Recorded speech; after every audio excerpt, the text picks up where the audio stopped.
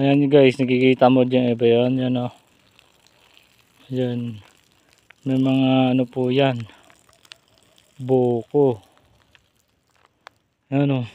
Sa ano, sa pag low tide po siya. Low tide. Paaganda po.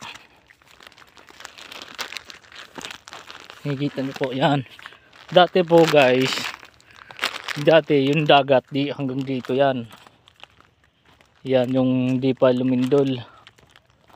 Yung pag lindol po ala na po umurong pin doon, kaso lumaki yung ano, wala na rin kubo-kubo dito dati.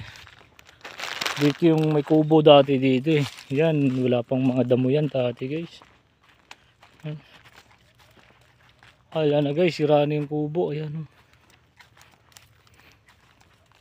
Sayang yan, yung dati kubo dito guys oh. Yan oh. Na, sira na guys oh. Yung mga haligi na yan. Yan, ako. Kada mo na. Malaki ng pinagbago. Dito dagat dati eh.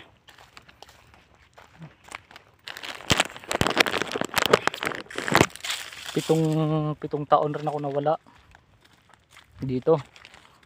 Laki na ng pinagbago sa baybayin ng Kwasi.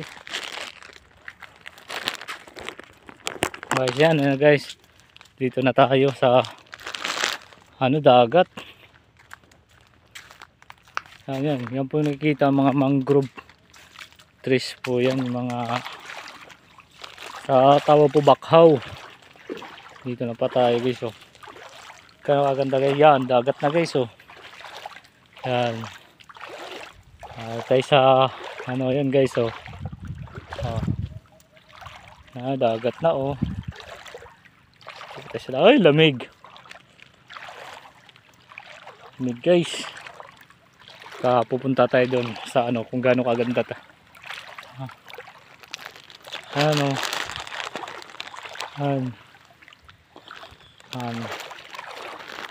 Yung una doon ako sa kabundukan ng ano, Nueva Ecija guys. Nueva Ecija sa kabundukan doon. Ngayon dito naman ako sa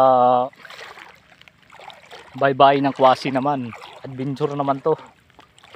Ayan.